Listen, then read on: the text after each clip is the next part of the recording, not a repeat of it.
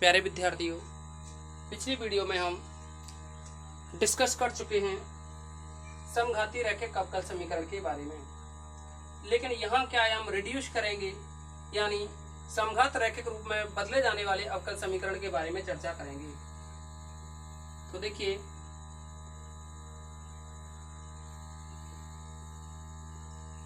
समघात रैखिक अवकल समीकरण के रूप में बदले जाने वाले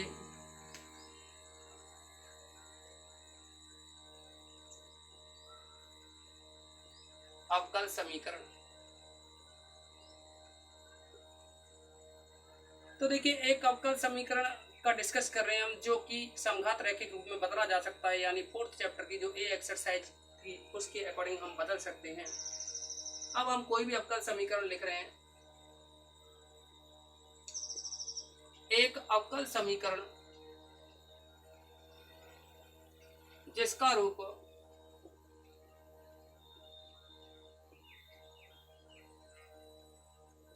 a प्लस बी एक्स की power n d n y upon d x n plus a plus B x की power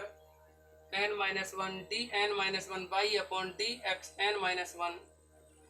plus a plus B x to the power n minus two d n minus two y upon d x की power n minus two, plus में और भी terms होंगी और ये आएगा जैसे a n y is equal to q x. इसको हम इक्वेशन नंबर 1 डाल रहे हैं, जहां a1 a2 a3 an तथा a व b अचर हैं और जो क्यू एक्स है वो x का फंक्शन है। साथ ही क्यू एक्स चर x का फलन है।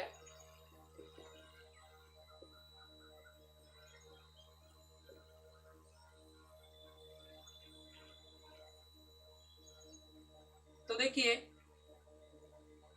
इस कंडीशन में हम a प्लस बी एक्स है, इसको कुछ मान सकते हैं, माना a plus B x is equal to small B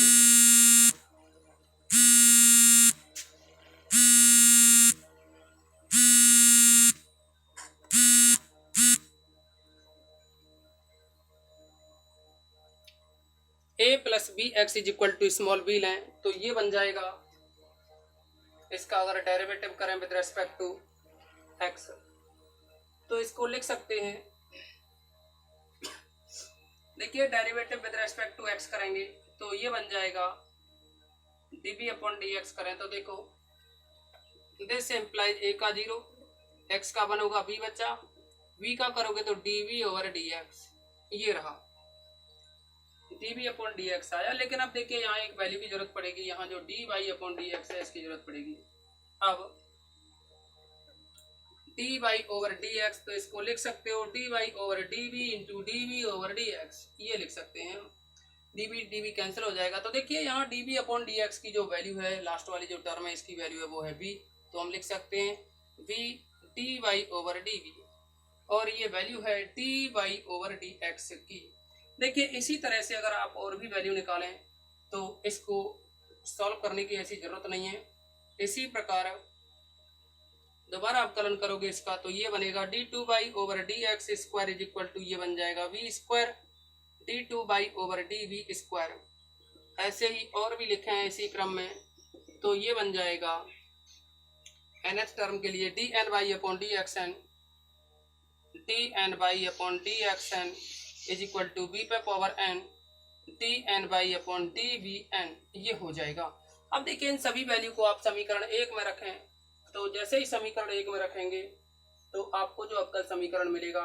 वो है रैखिक अवकल समीकरण का रूप प्राप्त होगा, समघात रैखिक अवकल समीकरण मिलेगा। उपरोक्त मान समीकरण 1 में रखने पर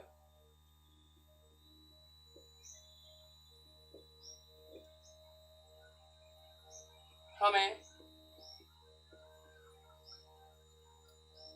समघात रैखिक अवकल समीकरण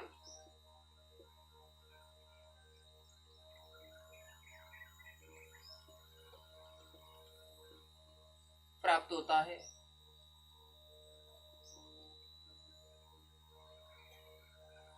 तो देखिए, जैसा कि आप लोगों को बता दें कि आपको यहाँ देखिए मेथड तो ये है आपके सामने है जो भी, लेकिन यहाँ मेन जो बात है एक तो रहेगी a प्लस बी एक्स। देखिए a तो होता है जिसके साथ x का गुणा नहीं होता, b होता है जिसके साथ x का गुणा होता है, और एक इस फॉर्मूले की जरूरत पड़ेगी यहाँ D by over D X is equal to B D by upon D V. या तो ये याद रख लो या ये याद रख लो या ये रहेगा जनरलाइज करने के लिए, तो इसको याद रखोगे, n की जगह 1 रखोगे तो ये बन जाएगा, 2 रखोगे तो ये बन जाएगा, ऐसे ही ये सिस्टमेटिक चलेगा। तो इस पर डिपेंड कुछ प्रॉब्लम सेलेक्ट करते हैं।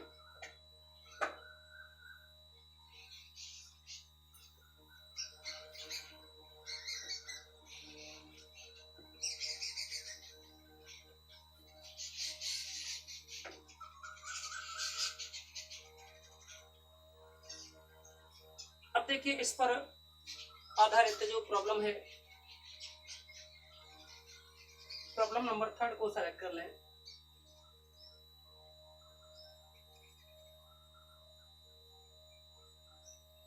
तो ये दे रखा है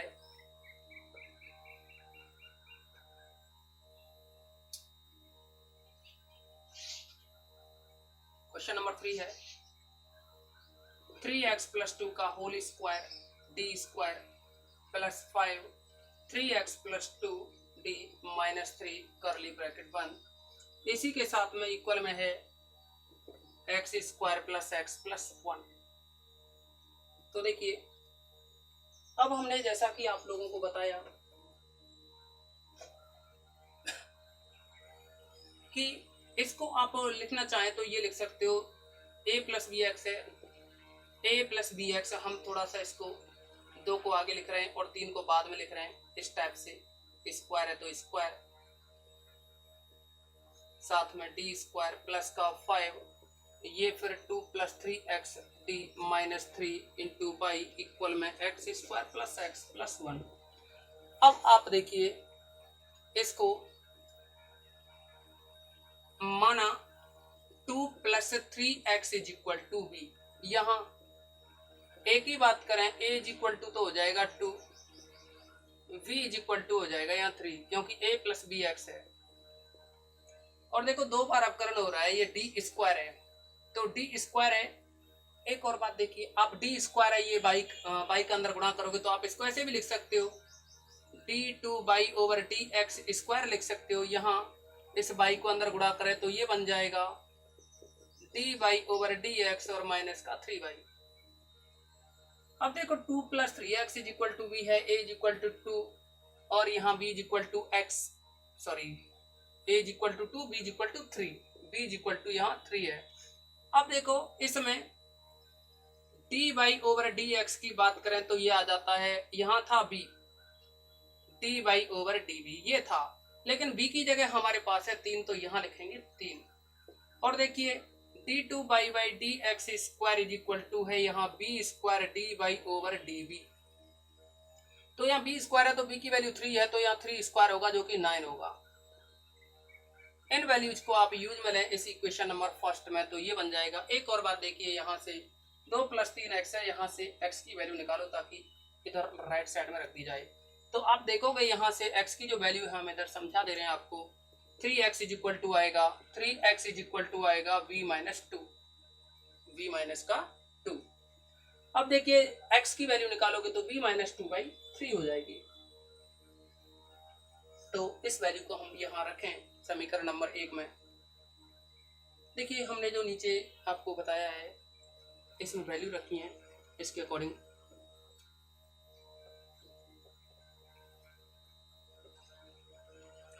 यह बन जाएगा। समीकरण 1 में मान रखें तो समीकरण 1 में मान रखने पर यह बन जाएगा, देखिए वैल्यू रखें तो समीकरण 1 में 2 + 3x को आप लिखोगे, करली ब्रैकेट को तो भले ही हटा दो, 2 + 3x को आप v लिख रहे हैं तो v स्क्वायर, और ये रहेगा d2/dx स्क्वायर की वैल्यू है 9 dy/dv, दो बार है ये d2/dv स्क्वायर। उन जो फॉर्मूले आपको बताए थे उनमें वैल्यू रखी है ये d2/dv स्क्वायर। इसी के साथ देखिए प्लस का 5 + 5, 2 + 3x की जगह v लिखोगे, dy/dx की जगह ये 3 dy/dv इंटू में 3 dy/dv माइनस 3y इक्वल में है x स्क्वायर। तो देखिए x की जो वैल्यू है वो है यहाँ से b - 2/3, b - 2/3 स्क्वायर है, तो स्क्वायर प्लस का x की वैल्यू है b - 2/3 प्लस में 1। इसको सिंप्लीफाई किया जाए तो ये बनेगा 9v square d2/dv square plus 3 × 5 करोगे तो 15v dy/dv माइनस का 3y बराबर में आएगा, देखिए यहाँ स्क्वायर करोगे तो 3 का वर्ग 9 होगा, बाहर निकाला, इधर बनेगा v square minus 4v plus का 4। इसी के साथ यहाँ रहेगा 1/3, तो यह है v - 2 प्लस का 1। अब अगर आप इसमें से 3 कॉमन लें और y को भी बाहर हटाएं तो ये बनेगा 3v square d2/dv square plus का 5v d/dv माइनस का 1, और ये जो y है वो बाहर इक्वल में आएगा 1/9। देखिए आप चाहो तो एलसीएम ले सकते हो, इसको 1/9 है तो यहाँ 9 बनाने के लिए 3 से ऊपर नीचे मल्टीप्लाई करना होगा, ये बनेगा v स्क्वायर माइनस का 4v प्लस का 4। 9 बनाने के लिए 3 से मल्टीप्लाई करना होगा, 9 का इधर होगा, एलसीएम लेकर के सॉल्व कर रहे हैं, आप अपने अकॉर्डिंग कर सकते हैं। तो देखिए ये बनेगा 3 से मल्टीप्लाई करोगे तो प्लस का 3v माइनस का 6 प्लस का आएगा 9, ये हो जाएगा। इसी के साथ देखिए अगर हम यहाँ ए एक्सरसाइज का मेथड काम में लें तो आपको पता है v d2/dv स्क्वायर को लिख सकते हो d -1, तो इसको लिख सकते हो आप यहीं लिख दो, इसको लिख सकते हो v स्क्वायर है ना, तो उस रूल्स के अकॉर्डिंग ये 3 तो आगे है ही, 3 तो कांस्टेंट है ही। यहाँ देखिए v स्क्वायर d2/dv स्क्वायर को आप लिख सकते हो यहाँ d -1 प्लस का 5 है v d/dv को हमने कहा फोर्थ एक्सरसाइज की जो फोर्थ ए एक्सरसाइज है उसके अकॉर्डिंग ये लिखा जा सकता है। यहाँ v d/dv को लिख सकते हो आप यहाँ कैपिटल D -1 बाई बाहर इक्वल में 1/9। कैलकुलेशन करें इसकी तो ये रहा v square minus 4v plus 3v तो माइनस v, और यहाँ देखिए 9 और 4 13, 13 में से 6 घटाओगे तो 7 बच जाएगा प्लस का, ये रहा। अब आप एक काम और करें, इसको अभी ऐसे ही रहने दें क्योंकि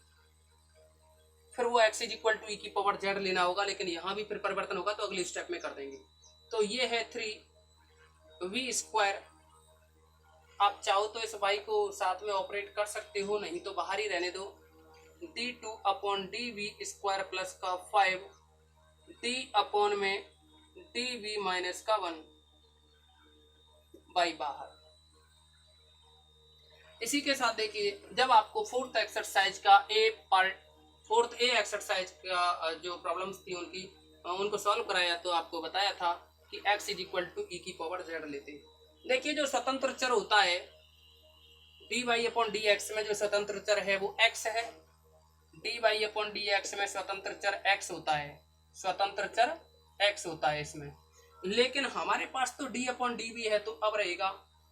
देखो एक बार और दोबारा सुन लो, dy/dx में स्वतंत्र x होता है तो x = e⁻z या z = log x लिया करते थे हम फोर्थ ए एक्सरसाइज में। लेकिन यहाँ देखिए कि यहाँ तो स्वतंत्र चर,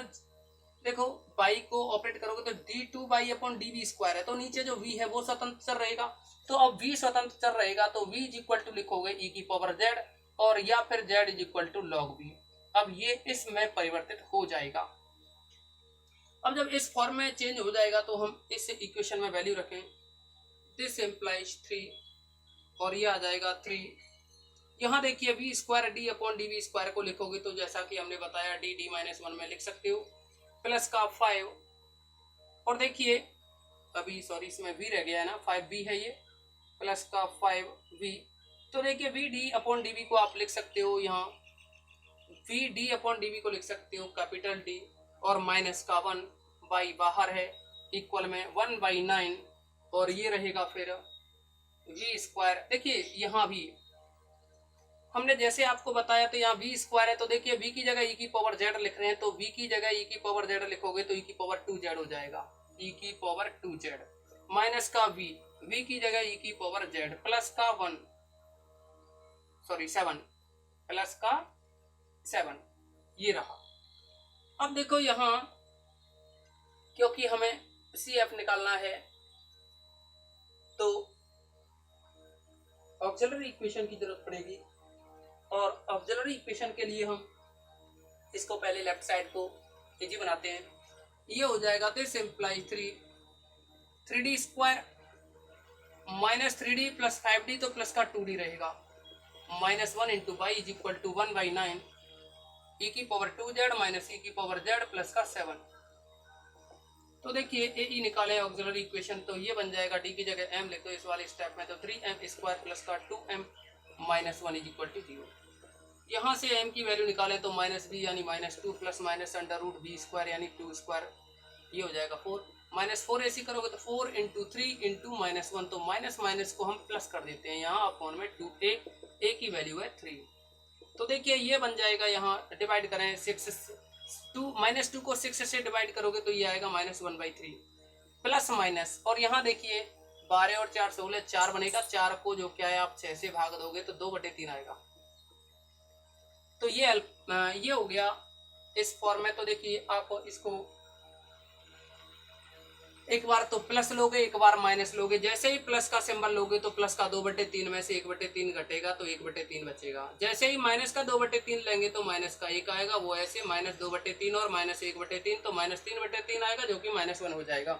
अगर ये हो गया तो सी एफ जो बनेगा, क्योंकि स्वतंत्र चर अब ये जेड में चेंज हो गया है ना, जेड में हुआ है, और जेड वाला जो था वो वी की फॉर्म में है, यहाँ 3 बार प्रतिस्थापन होगा, तब हम लिख सकते हैं यहाँ जो सी एफ होगा वो बनेगा C F is equal to C1 E की पावर 1/3z प्लस C2 ई की पावर -1z। अब यहाँ चलो बाद में लिख देंगे या फिर अभी लिख सकते हो आप इसको, C1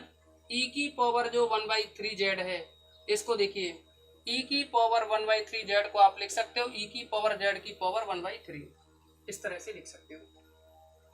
अब क्योंकि यहाँ e की power z is equal to V है, तो e की पावर z की जगह v लिखोगे, देखिए e की power z is equal to V है, तो ये बनेगा v की पावर 1/3, तो यहाँ लिख सकते हो v की पावर 1/3 प्लस C2, और ये बनेगा यहाँ v की पावर -1। एक और बात, यहाँ जो v है, v की बात करें तो आपने v जो वैल्यू ली थी वो थी 2 + 3x is equal to v, ये लेके चली थी,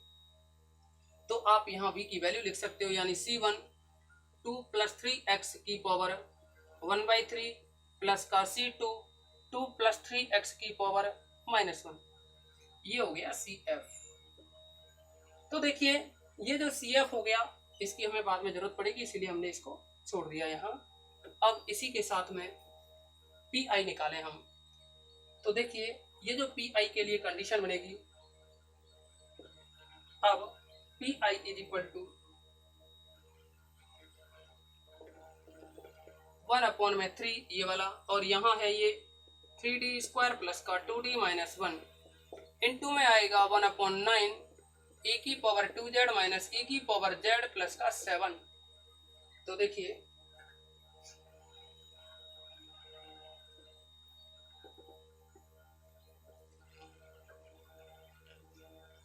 जैसा कि हमने कहा इस CF की हमें जरूरत होगी, इसीलिए इसको बचा के रखा है, ये रहेगा 3 × 9 27। अब इसको तीनों पे अलग अलग स्टेप पे ऑपरेट कर रहे हैं, ये आ जाएगा 1/3d स्क्वायर प्लस का 2d माइनस 1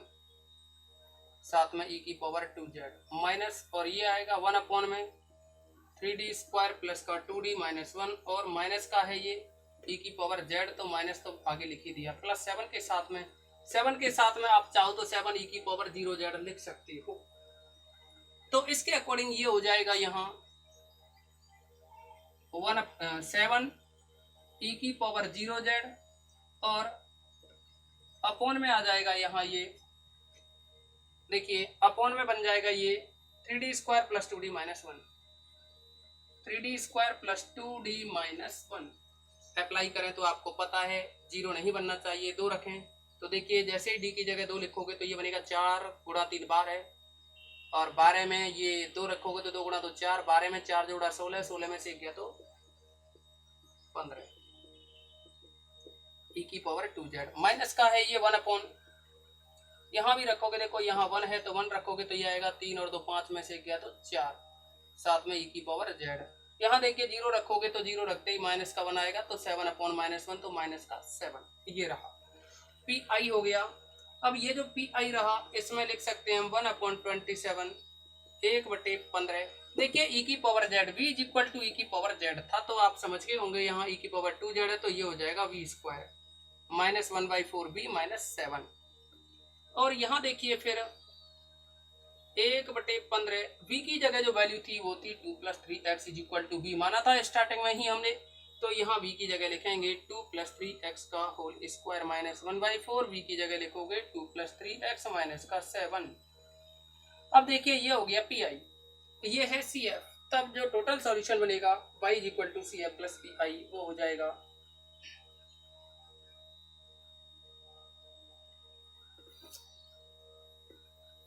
जैसा कि हमने आपको बताया कि ये जो सी एफ है हमने पहले ही बचा के लिखा है,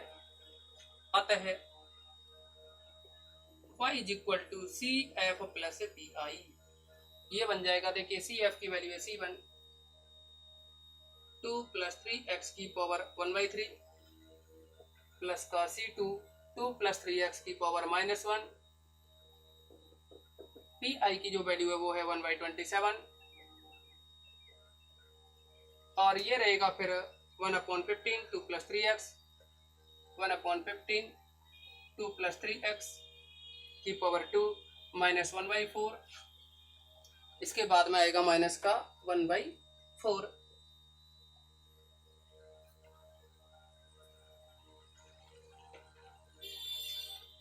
माइनस 1/4